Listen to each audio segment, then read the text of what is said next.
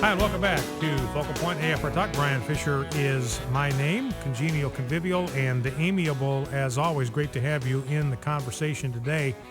You know, one of the issues that we have been covering for some time here on Focal Point is the issue of policy in the military. We have tracked the effort of the military, first of all, the inclusion of women in the military, then the effort on the military to put women in combat positions.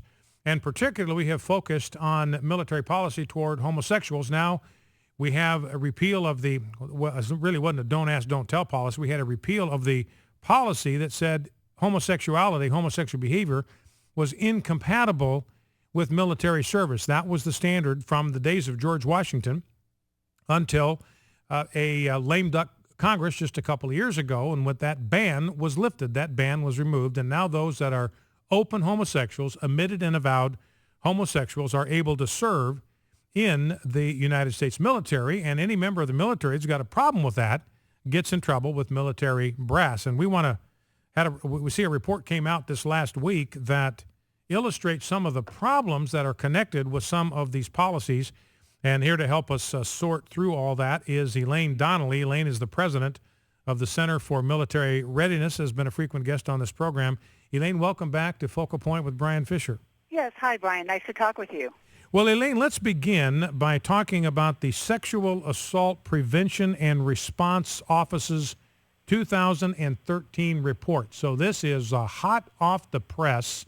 And tell us what you learned, what you observed, what we ought to know about the content of this Sexual Assault Prevention and Response report. Yes, this is an annual report. They've been doing these for a long time now, and they have useful information. This year they came out with 2 volumes. The first part, which is about 700-some pages, documents actual reports of sexual misconduct, assaults in particular. There's all kinds of graphs and numbers. And if you look at those actual reports, the numbers between 2004 and 2012, you see that those sexual assaults of military personnel went up by 129%. Slightly less than that, if you count all of the assaults, including civilians, there the rate is 98%. That's pretty high. Now Elaine, let me interject here before we move on to other. I mean, this is alarming. I mean, what this report reveals, and again, this is information coming from the Department of Defense itself. Right. Sexual assaults of military personnel are up 129%. That's well more than double since 2004. I mean, how do you explain this, Elaine? Why are sexual assaults skyrocketing like this? There are some very naive policymakers in the Pentagon, and they're still at it. They believe that sexuality does not matter, that men and women are interchangeable in all roles. We have a chairman of the Joint Chiefs of Staff, General Martin Dempsey, making a really ludicrous remark, citing a theory that was discredited a long time ago. He said with regard to women being in combat, the infantry, the tip of the spear battalions, the ones that attack the enemy, he said, well, this will raise respect for women, and that will help to reduce the numbers of sexual assaults. Now, I've heard this before. This goes way back to the time of Representative Pat Schroeder after the tailhook scandal. Remember that? When there were some male and female aviators who were partying wildly in Las Vegas. It was after the first Persian Gulf War. And some men, they abused some women there. And it got very controversial. The Navy was very embarrassed. And Schroeder said, well, we have to have women in tactical aviation because if we do, respect will go up, assaults will go down.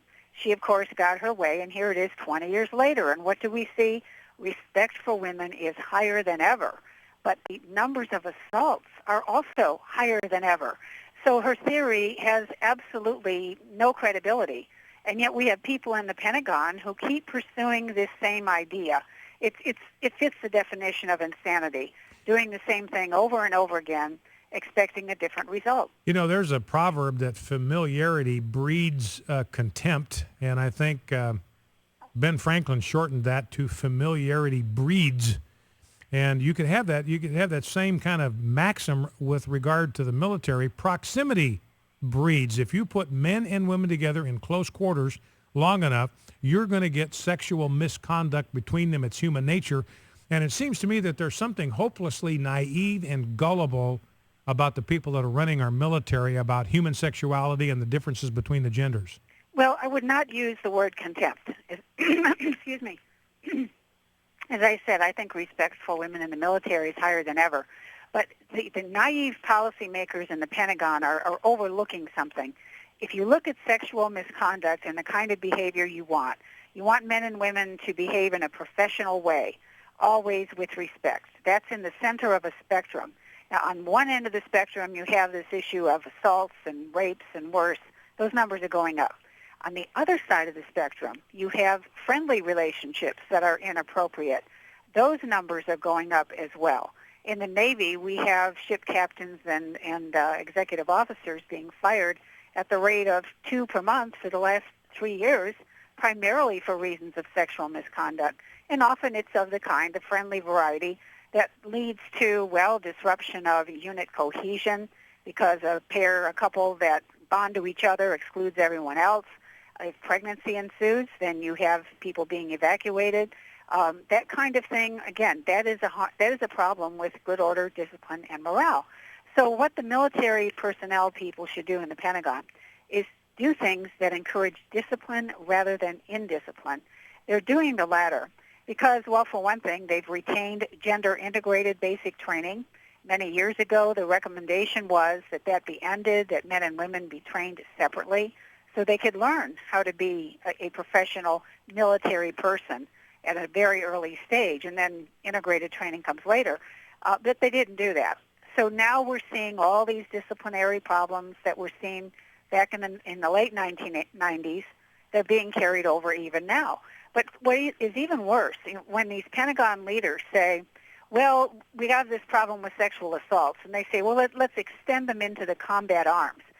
This is where all of them ought to be fired for lack of common sense.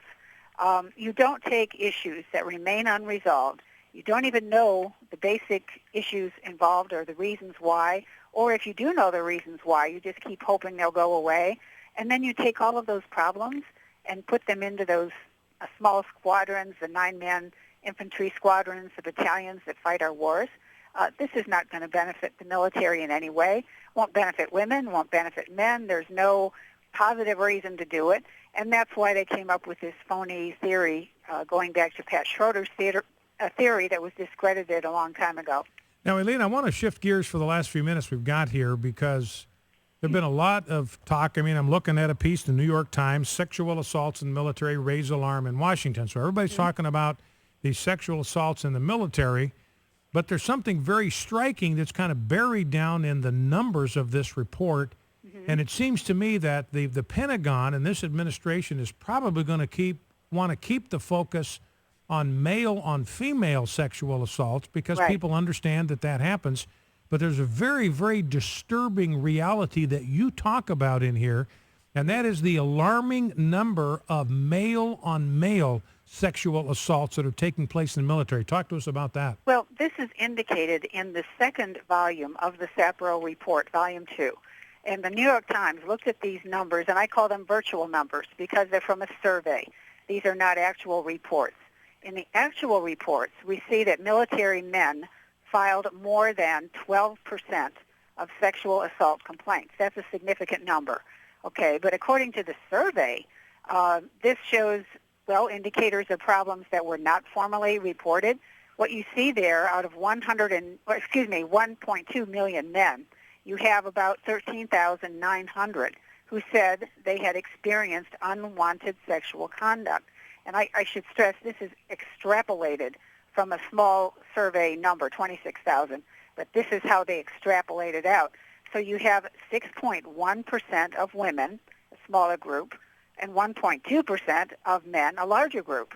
And you find out that according to these extrapolated virtual numbers, more men say that they were subjected to inappropriate sexual conduct as opposed to women. So what is the Pentagon doing about this? Well, they're just sort of, they don't want to talk about it much. Well, Elaine, I'm guessing probably most people in America, I mean, it's right in there. I read through the New York Times piece, and it's kind of buried in the middle of the article on page 2, where they actually do list the raw totals here. But this is the most striking thing to me, Elaine, about this report is more men now are reporting that they are victims of sexual assault than women are reporting. And I think you have indication in here that only about 2% of the sexual assault cases that men are reporting are initiated by females. Only 2% are females committing some kind of sexual assault against males. So that means 98% then of these cases of males being the victim of sexual assault in the military, those are being perpetrated by other males. And there are more males now that are victim of sexual assault than females in the military. It seems to me that ought to raise some questions about whether it was wise to repeal the ban on homosexuals in the military. Well, certainly it does raise that question, and the amazing response to this came from a gay activist group called the Palm Center, based out in California, and the director out there, Aaron Belkin, said, well, that doesn't mean that is a gay problem. That it's sort of like what happens in prison. Well, I mean, I was astonished by that. So we have people in the military who want to serve their country. They're away from home. They don't get to choose where they live, with whom they live. And we have a gay activist saying, get used to it. This is like being in prison. Yeah, basically saying, hey, come join the Army. It's just like going to prison. You'll love it. Yeah, it really makes no sense at all. But why are these cases not being reported? Well, we know, let's switch back to the actual numbers. We find that, according to last year's numbers, 17% of sexual assault allegations were unfounded. There were false accusations, and that percentage went up 34% since 2009. Okay, that's another sign of dysfunction. Why is it that quite often men do not report these issues? Because they want to get out of that situation fast. We had a situation very recently at Lackland Air Force Base. A lot of military training instructors are being prosecuted for sexual misconduct.